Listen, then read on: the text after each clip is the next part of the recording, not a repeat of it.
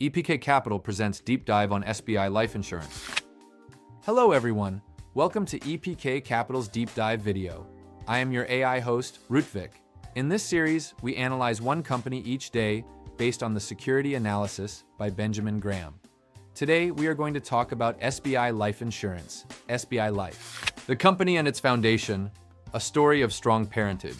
SBI Life Insurance Company was established as a joint venture, incorporated in October 2000 between the State Bank of India, SBI, India's largest public sector bank, and BNP Paribas Cardiff, a French financial institution.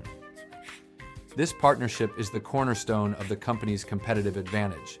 SBI remains the majority owner, and this strong parentage provides an unparalleled distribution network through its vast chain of branches, a business channel known as bancassurance. This channel has allowed SBI Life to gain immediate access to millions of customers who already have a trusted relationship with the parent bank. This foundation of trust was further solidified in 2007 when the company received a AAA rating from CRISIL, a subsidiary of Standard & Poor's. The company's core business revolves around a diversified portfolio of life insurance products, including term life insurance, unit-linked insurance plans, ULIPs, endowment policies, money-back policies, and retirement plans. While the bancassurance channel was its initial engine of growth, SBI Life has strategically expanded its reach by building a large network of over 108,000 agents and 825 offices across the country. This dual-channel approach has been instrumental in bolstering its market penetration. In terms of corporate governance, the company's structure is designed to leverage its strong parentage while adhering to modern standards. The non-executive chairperson is nominated by the State Bank of India, and the board is mandated to have at least half its members as independent directors. The board's responsibilities include formulating business strategies, ensuring adherence to regulatory guidelines from authorities like RBI, and establishing systems for risk management. An interesting aspect of the company's evolution is its ownership structure. Public transaction data reveals a series of insider sales by both major promoters, State Bank of India and BNP Paribas Cardiff, in recent years. This is not necessarily a negative sign. Instead, it is a common strategic move for a public company. By divesting a portion of their stake, promoters can unlock value and meet the minimum public shareholding requirements mandated by regulators.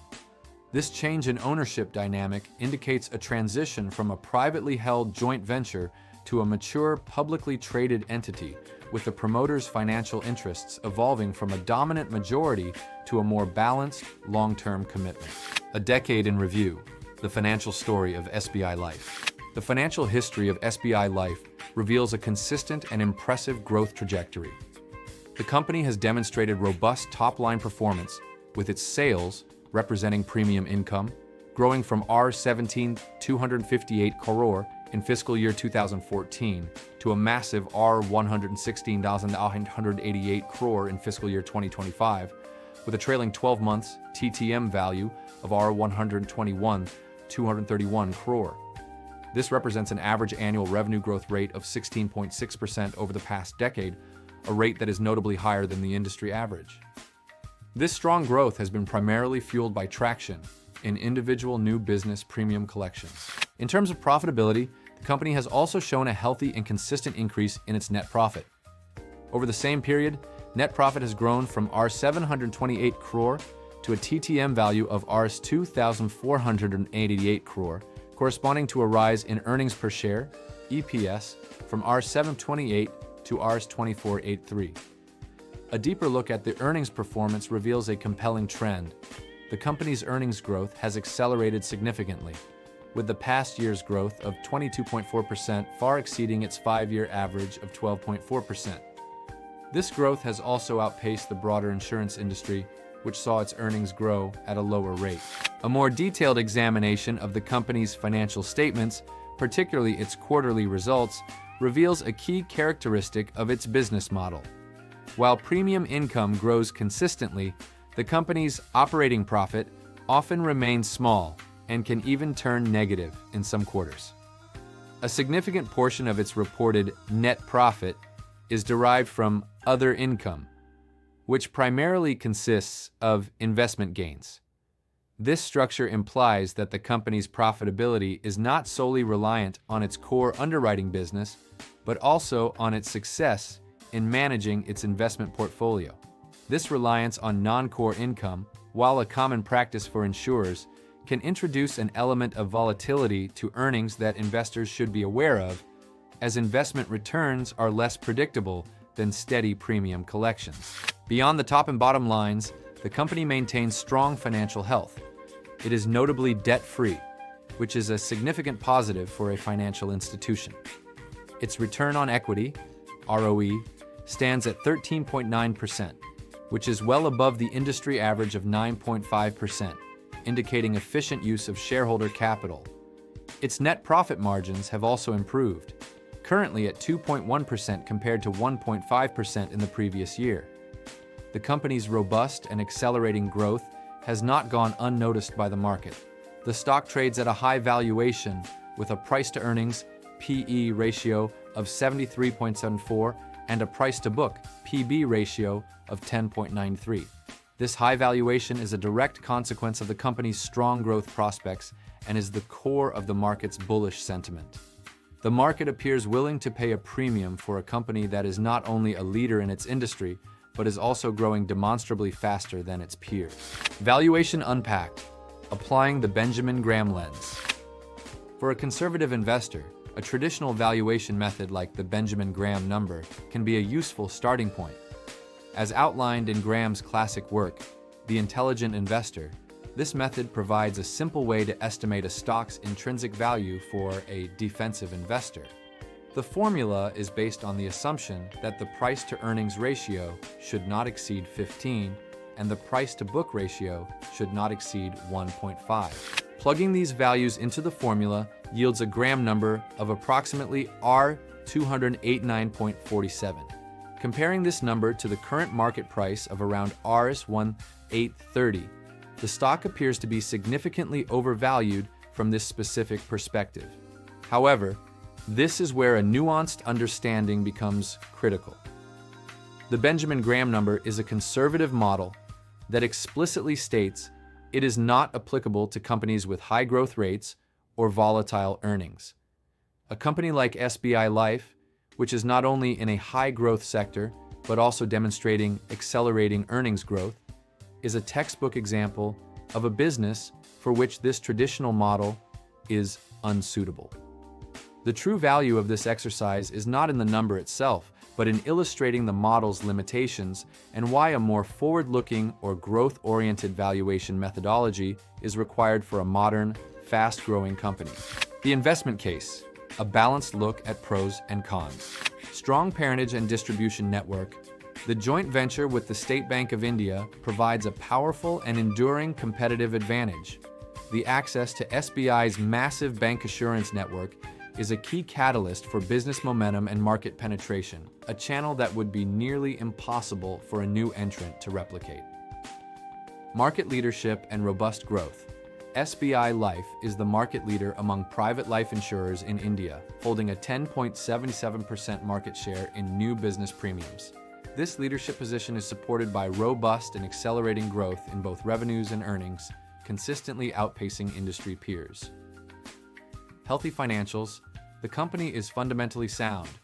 It is debt-free, maintains high-quality earnings, and has improving net profit margins. Its return on equity is also higher than the industry average, signaling efficient capital utilization. Valuation concerns. The stock's valuation is a significant point of caution. It trades at a very high PE ratio of 73.74 and a PB ratio of 10.93. These multiples are notably higher than those of its peers and the broader sector, suggesting that a substantial amount of future growth is already priced into the stock. Any slowdown in growth could result in a significant correction. Regulatory and reputational risks. A critical non-financial risk is the Rs1 crore fine levied by the IRDAI for serious regulatory violations. These violations, which include a failure to report outsourcing payments, and most seriously, the repudiation of 21 death claims without sufficient evidence pose a significant long-term reputational risk. For a life insurance company, which is built on customer trust, such regulatory actions could erode public confidence and affect future business acquisition. Operational challenges. Despite strong overall growth, the company has faced some specific operational headwinds. It has experienced a decline in sales of its unit-linked insurance plans, ULIPs, and has also seen weak growth in its agency channel, despite adding new agents. Essential due diligence beyond the numbers. An expert-level analysis requires looking beyond the core financial metrics to evaluate the business within its broader context. The regulatory fine from IRDAI is more than a simple monetary penalty. It is a signal of potential systemic issues. The failure to report payments and the unreasonable fees paid to third-party aggregators raise questions about the company's transparency and financial prudence in its operational practices. The most serious finding, however, is the repudiation of death claims. The IRDAI's advisory to strictly follow the provisions of Section 45 of the Insurance Act is a direct response to the company's failure to provide sufficient evidence for its claim denials. This is a fundamental breach of trust with policyholders, a company's most important constituency, and represents a material reputational risk that could impact future business. From a competitive standpoint, the Indian insurance market is characterized by fierce competition, with SBI Life positioned as a strong leader in the private sector. Synthesis and conclusion. SBI Life Insurance presents a compelling but complex investment case. The company is built on a solid foundation, with an unmatched parentage and a leading position in India's rapidly growing private life insurance market.